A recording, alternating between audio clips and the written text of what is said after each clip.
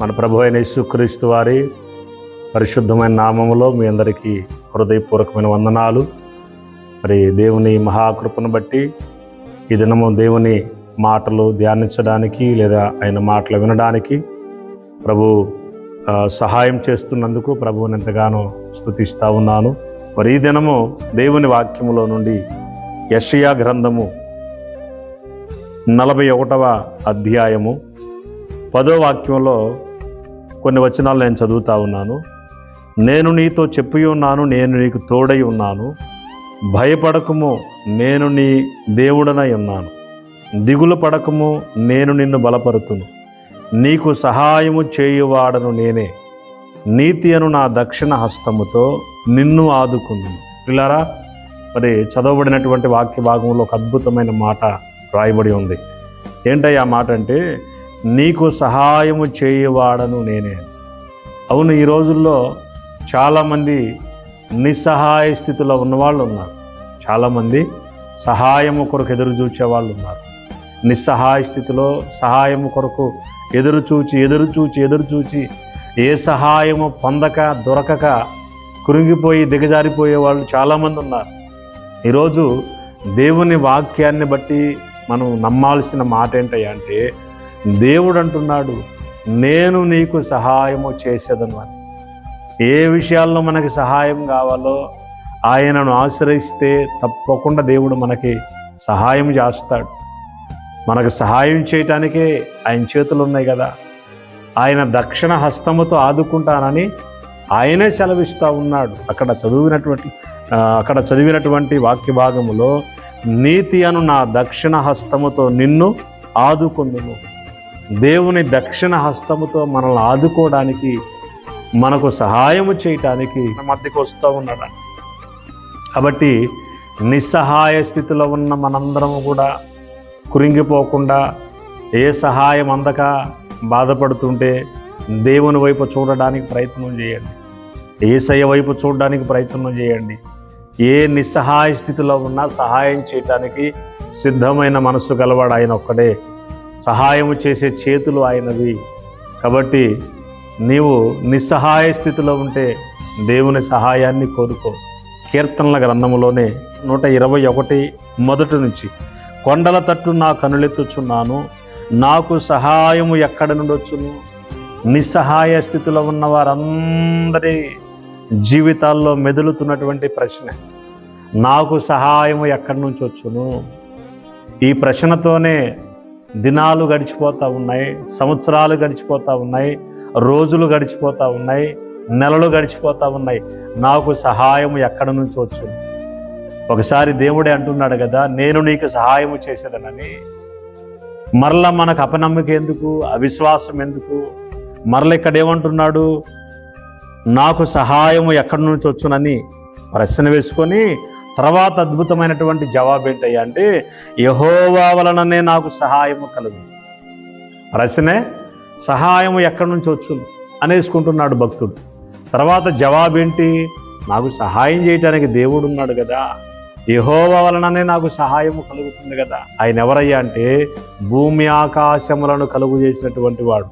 అద్భుతమైన మాట రాయబడి ఉంది, యెహోవా వలననే నాకు సహాయము కలుగును, ఆయన భూమి ఆకాశములను సృజించిన వాడు. ప్రైజ్ ది లార్డ్, హల్లెలూయా. మనకు సహాయము ఎక్కడి నుంచి వస్తుంది, ఎవరి యొద్ద నుండి వస్తుందయ్యా అంటే, భూమి ఆకాశములను కలుగు చేసినటువంటి యెహోవా వలన మనకు సహాయం కలుగుతుంది. ఆయన మనకు సహాయము చేయటానికి పరలోకంలో నుంచి భూలోకానికి వచ్చి ఉన్నాడు. కాబట్టి ఈ మాటలు వింటున్నటువంటి మన జీవితాల్లో నిస్సహాయ స్థితిలో మనం ఉంటే దేవుడు సహాయం చేసేవాడు. ఆయన దక్షిణ హస్తముతో నిన్ను ఆదుకునేవాడు. యెహోవా దక్షిణ హస్తము సాహస కార్యములను చేయునని కీర్తనల గ్రంథములోనే రాయబడి ఉంది. చూద్దామా? కీర్తనల గ్రంథము 118వ కీర్తన 15వ వాక్యము 2వ భాగములో, యెహోవా దక్షిణ హస్తము సాహస కార్యములను చేయును, యెహోవా దక్షిణ హస్తము మహోన్నతమాయను, యెహోవా దక్షిణ హస్తము సాహస కార్యములను చేయనని చక్కగా అక్కడ రాస్తా ఉన్నాడు భక్తుడు. సాహస కార్యములు చేసే యెహోవా దక్షిణ హస్తము మనలను ఆదుకోవడానికి సిద్ధంగా ఉన్నది. సహాయం చేయటానికి ఆయన చేతులు సిద్ధముగా ఉన్నాయి. మనమేమో నిస్సహాయ స్థితిలో నాకు సహాయం ఎక్కడి నుంచి వచ్చునని ప్రశ్న వేసుకుంటూ ఉంటున్నాం. ఈ మాటలు వింటున్నటువంటి నా ప్రియ దేవుని బిడ్డ, ఎక్కడ నుండి వింటున్నా కానీ నీకు సహాయము చేయటానికి యెహోవా దక్షిణ హస్తము నీ కొరకు చాపబడి ఉన్నది. నీకు సహాయము చేయటానికి యెహోవా దక్షిణ హస్తము ఆదుకోవడానికి సిద్ధంగా ఉన్నది. నీకు సహాయము చేయటానికి భూమి ఆకాశాలను సృజించిన దేవుడు నీకు సహాయం చేయటానికి సిద్ధంగా ఉన్నాడు.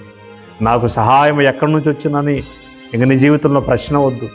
ద్వితీయోపదేశకాండములో అద్భుతమైనటువంటి మాటలు రాయబడి ఉన్నాయి. అక్కడ పలికినటువంటి మాటలు, యెషూరును దేవుణ్ణి పోలిన వాడెవడునూ లేడు, ఆయన నీకు సహాయము చేయుటకు ఆకాశవాహనుడై వచ్చును. హల్లెలూయా. ఇంకెంతకంటే అద్భుతమైన మాట మన జీవితాల్లో ఏం కావాలి? మనకు సహాయము చేయటానికి దేవుడు ఆకాశవాహనుడై వచ్చుచున్నాడంట. నీకు నాకు సహాయము చేయటానికి ఆకాశవాహనుడై వస్తున్నాడు. నాకు సహాయము ఎక్కడి నుండి వచ్చుననే ప్రశ్న మార్చివేసి యెహోవా వలననే నాకు సహాయం కలుగుతుంది, ఆయన భూమి ఆకాశములను సృజించిన వాడు, యెహోవా దక్షిణ హస్తము సాహస కార్యములను చేయును, సాహస కార్యములు చేసే యెహోవా దక్షిణ హస్తము నిన్ను ఆదుకును. ఇలాంటి వాక్యముల ద్వారా దేవుడు మనతో మాట్లాడుతున్నాడు. కాబట్టి దేవుని హస్తము మనకు సహాయము చేయడానికి కురచగలదు. కాబట్టి నీవు నిత్యం ఆయన మీద ఆధారపడి ఆయన సహాయాన్ని కోరుకొని నిస్సహాయ స్థితిలో ఉన్న సమయంలోనే నువ్వు ఆయన దగ్గరికి వెళ్ళాలి. ఖచ్చితంగా ప్రభువు సహాయం చేస్తాడు, నిన్ను ఆదుకుంటాడు. యెహోవా దక్షిణ హస్తము నిన్ను ఆదుకుంటుంది. ఆయన భూమి ఆకాశాలను సృజించినవాడు. ఆయన నీకు సహాయం చేయటానికి మేఘవాహనుడై వస్తున్నాడు. కాబట్టి నువ్వే పరిస్థితుల్లో ఉన్న అధైర్యపడొద్దు. నాకు సహాయం చేసేవారు ఎవరూ లేరని నిరాశ చెందొద్దు. నీకు సహాయం చేయటానికి దేవుడు సిద్ధంగా ఉన్నాడు. నీ చేతులు ఆయన వైపు చాపు, నీ చేతులు ఆయన వైపు చాపు, ఆయన కొరకు ఎదురు చూడు. పరిశుద్ధాత్మ దేవుడు తప్పకుండా సహాయం చేస్తాడు. దేవుడి మాటలు దీవించి ఆశీర్వదించునుగాక. నీకు దేవుని యొద్ద నుండి అద్భుతమైన సహాయము వచ్చునుగాక. ప్రార్థన. మహాపరిశుద్ధుడైన మా తండ్రి, ఇది నా నిస్సహాయ స్థితిలో సహాయము కొరకు ఎంతమంది చేతులు చాపుకొని ఎదురు చూస్తూ ఉన్నారో ప్రతి ఒక్కరి జీవితంలో అద్భుత కార్యాలు జరిగించండి.